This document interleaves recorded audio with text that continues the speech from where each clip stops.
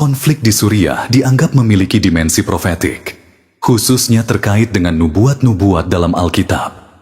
Kota Damaskus, ibu kota Suriah, disebutkan dalam kitab Yesaya 17 ayat 1 sebagai kota yang akan lenyap dan menjadi reruntuhan. Banyak yang melihat kehancuran besar di Damaskus selama perang sebagai penggenapan nubuat ini.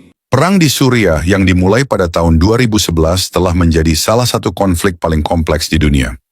Awalnya merupakan bagian dari gelombang protes Arab Spring melawan rezim otoriter, konflik ini berkembang menjadi perang saudara yang melibatkan banyak pihak, baik domestik maupun internasional. Pemerintah Suriah yang dipimpin oleh Presiden Bashar al-Assad menghadapi perlawanan dari berbagai kelompok oposisi, termasuk yang moderat dan ekstremis, seperti ISIS dan Jabhat al-Nusra. Selain itu, konflik ini semakin rumit karena keterlibatan negara-negara besar seperti Rusia, Amerika Serikat, Iran, dan Turki. Rusia mendukung pemerintah Suriah secara militer dan diplomatik, sementara RSM awalnya mendukung oposisi tertentu untuk melawan ISIS dan rezim Assad. Iran dan Hizbullah juga mendukung Assad sebagai bagian dari strategi geopolitik mereka di Timur Tengah, sementara Turki memiliki kepentingan untuk menekan kelompok Kurdi di perbatasannya. Pada tahun 2024, perang di Suriah masih jauh dari usai, meskipun intensitasnya telah menurun dibandingkan puncaknya di tahun-tahun awal. Pemerintah Assad berhasil merebut kembali sebagian besar wilayah negara dengan dukungan Rusia dan Iran. Namun wilayah di utara Suriah masih menjadi arena konflik antara kelompok Kurdi, pasukan oposisi yang didukung Turki, dan sisa-sisa kelompok ekstremis. Selain itu, krisis kemanusiaan di Suriah tetap menjadi perhatian global. Jutaan orang terlantar, baik di dalam negeri maupun sebagai pengungsi di negara-negara tetangga seperti Turki, Lebanon, dan Yordania. Situasi ekonomi yang memburuk disertai sanksi internasional dan ketidakstabilan politik terus memperburuk kondisi rakyat Suriah. Saudara-saudari terkasih dalam Kristus, hari ini kita akan merenungkan sebuah topik dengan situasi dunia saat ini. Konflik di Suriah dan bagaimana kita dapat melihatnya melalui kacamata Alkitab. Perang dan konflik yang berkepanjangan di Suriah telah menyebabkan penderitaan besar bagi jutaan orang. Namun, sebagai orang percaya, kita dipanggil untuk memahami peristiwa ini dalam terang firman Tuhan. Suriah, atau yang dikenal sebagai Aram dalam Alkitab, adalah sebuah wilayah yang memiliki sejarah panjang dalam hubungan dengan Israel. Salah satu kota utamanya, Damaskus, disebutkan berkali-kali dalam kitab suci. Namun, Alkitab juga menubuatkan penghukuman atas Damaskus. Dalam Yesaya 17 ayat 1 tertulis, ucapan ilahi terhadap Damsyik. Sesungguhnya, Damsyik tidak akan tetap sebagai kota, nanti menjadi suatu timbunan reruntuhan. Damaskus adalah kota yang terus dihuni sejak zaman kuno, tetapi nubuat ini menunjukkan kehancuran yang terjadi akibat peperangan dan konflik. Saat ini Damaskus dan wilayah Suriah lainnya mengalami kehancuran besar akibat perang saudara yang telah berlangsung lebih dari 1 dekade. Ribuan orang kehilangan nyawa, jutaan mengungsi, dan kota-kota menjadi puing-puing. Suriah dan Israel memiliki sejarah panjang yang penuh ketegangan. Secara geografis, kedua negara ini bertetangga, tetapi sering kali berkonflik, terutama terkait perebutan wilayah dataran tinggi Golan. Sejak Perang Arab-Israel pada tahun 1967, wilayah ini menjadi titik strategis dan sumber konflik antara kedua negara. Dalam Yeremia 49 ayat 23-27 mengenai Damsyik, Hamat dan Arpad telah menjadi malu, sebab mereka mendengar kabar buruk. Hati mereka gemetar karena kecemasan, tidak dapat menjadi tenang. Damsyik telah menjadi lemah semangat, berpaling untuk lari. Kegemparan telah mencekam dia. Kesesakan dan sakit beranak telah menggenggam dia, seperti seorang perempuan yang sedang melahirkan. Sungguh, kota yang terpuji itu sudah ditinggalkan. Kota kegirangan itu. Sebab itu teruna-terunanya akan rebah di tanah-tanah lapangnya, dan semua prajuritnya akan menjadi bungkam pada waktu itu. Demikianlah firman Tuhan semesta alam. Aku akan menyalakan api di tembok Damsyik yang menghanguskan Puri Ben-Hadad. Tuhan menyatakan penghukuman atas Damsyik juga disebut Damaskus. Tetapi nubuat ini juga menunjukkan bagaimana konflik di sekitar Israel melibatkan banyak bangsa. Saat ini, Suriah menjadi medan pertempuran bagi kekuatan-kekuatan besar, termasuk Iran, Rusia, dan Amerika Serikat, yang memiliki kepentingan masing-masing di kawasan itu. Israel di sisi lain sering melakukan serangan udara di Suriah untuk mencegah pengaruh militer Iran dan Hizbullah mendekati perbatasannya. Serangan ini menunjukkan betapa kompleksnya hubungan antara kedua negara ini. Shalom, selamat sore Bapak Ibu Saudara yang dikasihi Tuhan Yesus Kristus. Hari ini kita kembali diberi kesempatan untuk merenungkan firman Tuhan, sebuah momen berharga di mana kita dapat menguatkan iman dan memperdalam hubungan kita dengannya. Saat kita berkumpul di hadapan Tuhan, mari kita membuka hati untuk mendengar suaranya. Firman Tuhan adalah pelita bagi kaki kita dan terang bagi jalan kita. Biarlah renungan hari ini membawa penghiburan, kekuatan, dan hikmat bagi kita semua. Sebelum kita mendengarkan renungan firman Tuhan, mari kita berdoa. Tuhan yang penuh kasih, pada sore hari ini kami datang kepadamu dengan hati yang penuh syukur. Terima kasih untuk nafas kehidupan, kekuatan, dan berkat yang telah Engkau limpahkan sepanjang hari ini. Kami bersyukur atas perlindungan-Mu dan atas firman-Mu yang akan kami renungkan bersama. Ya Bapa, kami memohon agar Engkau membuka hati dan pikiran kami, sehingga setiap kata yang kami dengar menjadi benih yang bertumbuh dalam hidup kami. Urapilah kami dengan Roh Kudus-Mu, sehingga kami dapat memahami, merenungkan, dan melakukannya dalam kehidupan kami sehari-hari. Di dalam nama Tuhan Yesus Kristus, kami berdoa dan mengucap syukur. Amin. Saudara-saudari terkasih dalam Kristus, konflik di Suriah tidak dapat dipisahkan dari Israel. Secara geografis, Suriah berbatasan langsung dengan Israel. Ketegangan antara kedua negara ini telah berlangsung selama beberapa dekade, terutama terkait dataran tinggi Golan, yang menjadi area strategis dan sering diperebutkan. Dalam konteks konflik Suriah saat ini, Israel sering melakukan serangan udara di wilayah Suriah. Tujuan utama serangan ini adalah untuk menghancurkan pangkalan militer Iran dan Hizbullah, yang dianggap sebagai ancaman langsung terhadap keamanan Israel. Dalam Yeremia 49 ayat 27, Tuhan berfirman, "Aku akan menyalakan api di tembok Damsyik yang menghanguskan Puri Ben-Hadad dengan kehancuran Damaskus akibat perang dan serangan militer." Namun saudara-saudara, penting bagi kita untuk melihat lebih jauh. Konflik ini bukan hanya masalah politik atau militer, tetapi juga bagian dari rencana Allah yang sedang berlangsung. Apakah konflik di Suriah sedang mempersiapkan jalan bagi perang ini? Kita tidak tahu pasti, tetapi tanda-tandanya ada. Ketegangan antara Israel dan negara-negara di sekitarnya terus meningkat dan Suriah sering menjadi medan pertempuran bagi kekuatan-kekuatan besar seperti Rusia, Iran, dan Amerika Serikat. Saudara-saudari terkasih dalam Kristus, terima kasih sudah mendengarkan renungan firman Tuhan sore ini. Bukan suatu kebetulan jika saudara ada di sini saat ini. Tuhan sendiri yang mengatur langkahmu, Tuhan sendiri yang mengetuk pintu hatimu, dan Tuhan sendiri yang menanamkan firman-Nya ke dalam jiwamu sore ini. Biarlah setiap kebenaran yang telah kita dengar tidak berhenti hanya di telinga, tetapi menembus hati, mengalir dalam pikiran, dan diwujudkan dalam perbuatan. Renungan ini bukan hanya perenungan, ini adalah panggilan. Panggilan untuk bertobat, panggilan untuk kembali, panggilan untuk bangkit, dan berjalan dalam kebenaran yang sejati. Karena kita tidak tahu berapa banyak sore lagi yang Tuhan izinkan untuk kita. Kita tidak tahu apakah esok masih milik kita, tapi hari ini, sore ini, adalah anugerah yang tidak boleh disia-siakan. Mungkin ada banyak hal yang belum saudara mengerti, banyak luka yang belum sembuh, banyak doa yang belum terjawab.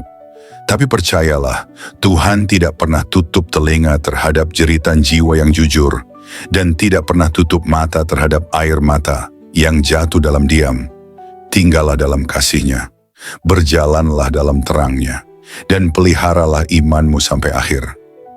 Sore ini mungkin telah berakhir, tetapi firman yang telah tertanam dalam hati kita, biarlah itu terus tumbuh, menguatkan, menyucikan, dan membentuk kita menjadi serupa dengan Kristus.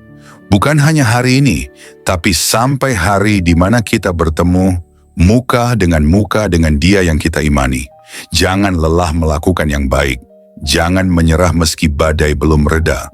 Tetaplah percaya bahwa Tuhan tidak pernah melepaskan tangannya dari orang-orang yang berharap kepadanya.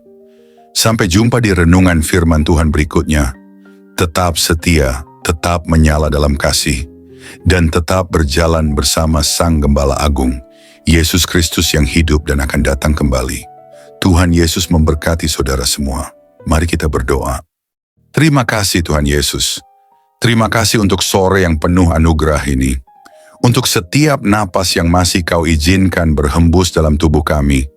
Untuk setiap detik yang Engkau beri, agar kami bisa duduk diam di hadapan-Mu, mendengarkan suara-Mu melalui firman yang hidup, yang menusuk hati, yang mengguncang jiwa, namun juga mengobati luka dan mengangkat kami dari kejatuhan. Tuhan Yesus, sore ini kami datang bukan hanya membawa telinga kami, tapi membawa seluruh keberadaan kami ke hadapan tahta kasih-Mu. Kami datang dengan hati yang kadang kotor, pikiran yang sering goyah, dan semangat yang mulai padam. Tapi firman-Mu sore ini membangkitkan kami kembali. Engkau berbicara bukan hanya lewat huruf dan kata, tapi lewat roh yang menghidupkan. Kami tahu Tuhan, seringkali kami mengabaikan suara-Mu. Kami terlalu sibuk dengan dunia, terlalu sibuk mengejar yang fana, hingga lupa bahwa Engkaulah sumber kehidupan sejati.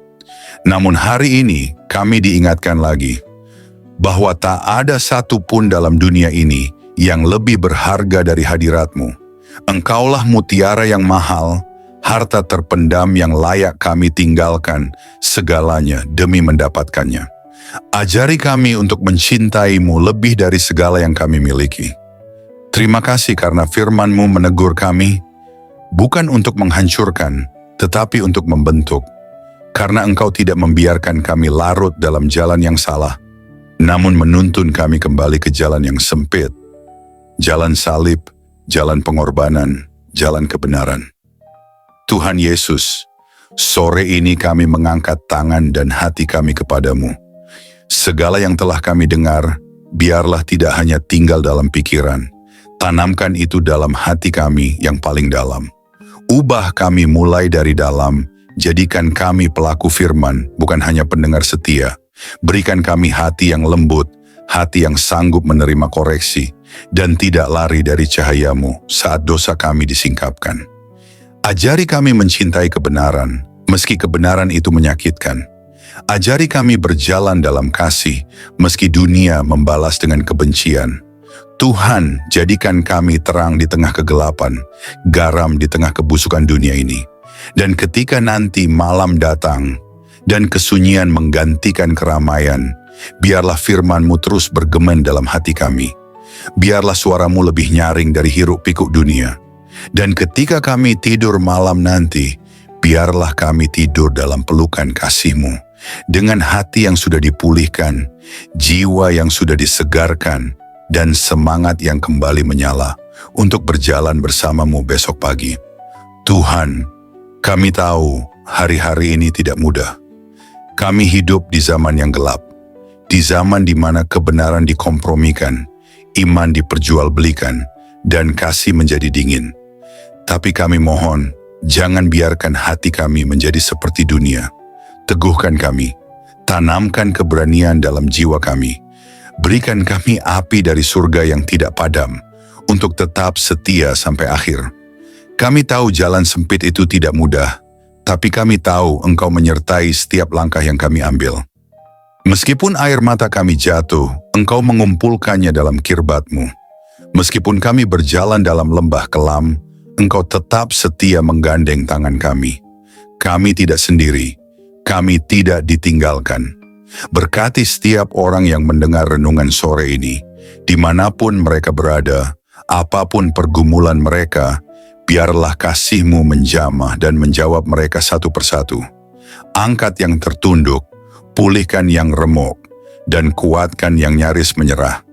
Sore ini, kami pulang dari hadapan firman-Mu, bukan sebagai orang yang sama, tapi sebagai orang yang telah disentuh surga.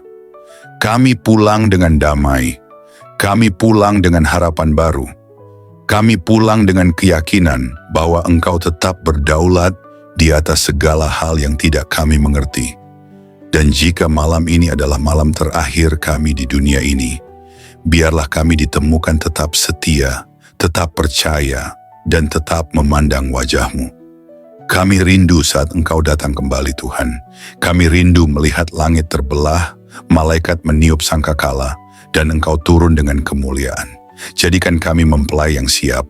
Jadikan kami gereja yang berjaga-jaga. Jadikan kami umat yang tidak tertidur. Kami tidak ingin Engkau datang tiba-tiba, dan kami masih bermain-main dengan dunia. Bangunkan kami, Tuhan. Sadarkan kami, segarkan kami, dan kuduskan kami hari demi hari. Terima kasih Tuhan Yesus. Segala pujian hanya bagi-Mu, segala kemuliaan hanya bagi nama-Mu, dan segala hidup kami hanya bagi kehendak-Mu. Dalam nama Tuhan Yesus Kristus, Tuhan yang hidup, Tuhan yang akan datang kembali, kami menutup renungan sore ini dengan penuh syukur dan kerendahan hati. Amin. Mari kita berdoa. Bapa kami. Bapa kami yang di sorga, dikuduskanlah nama-Mu. Datanglah kerajaan-Mu, jadilah kehendak-Mu di bumi seperti di sorga. Berikanlah kami pada hari ini makanan kami yang secukupnya. Dan ampunilah kami akan kesalahan kami, seperti kami juga mengampuni orang yang bersalah kepada kami. Dan janganlah membawa kami ke dalam pencobaan, tetapi lepaskanlah kami daripada yang jahat. Karena Engkaulah yang mempunyai kerajaan dan kuasa dan kemuliaan sampai selama-lamanya. Amin.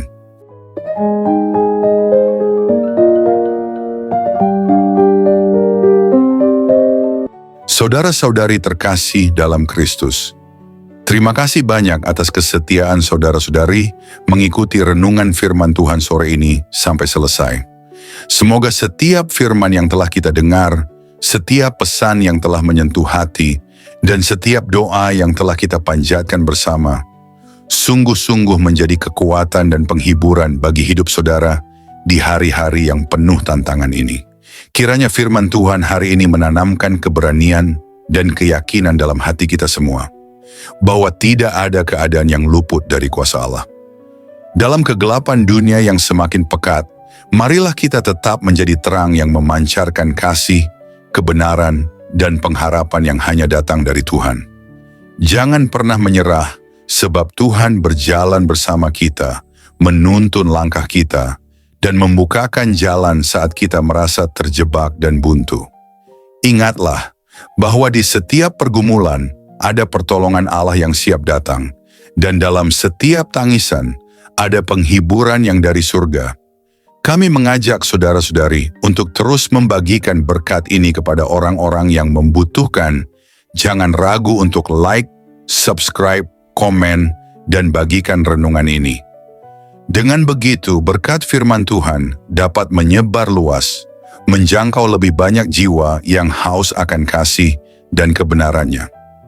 Teruslah teguh dan kuat dalam iman, jadilah saksi hidup yang membawa damai dan sukacita dari Kristus dimanapun saudara berada.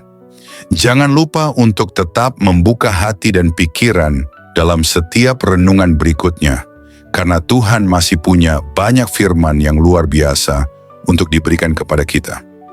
Sampai bertemu lagi di renungan firman Tuhan sore berikutnya, dengan harapan dan doa agar Tuhan selalu menyertai langkah saudara-saudari semua, melindungi, memberkati, dan menguatkan dalam setiap keadaan.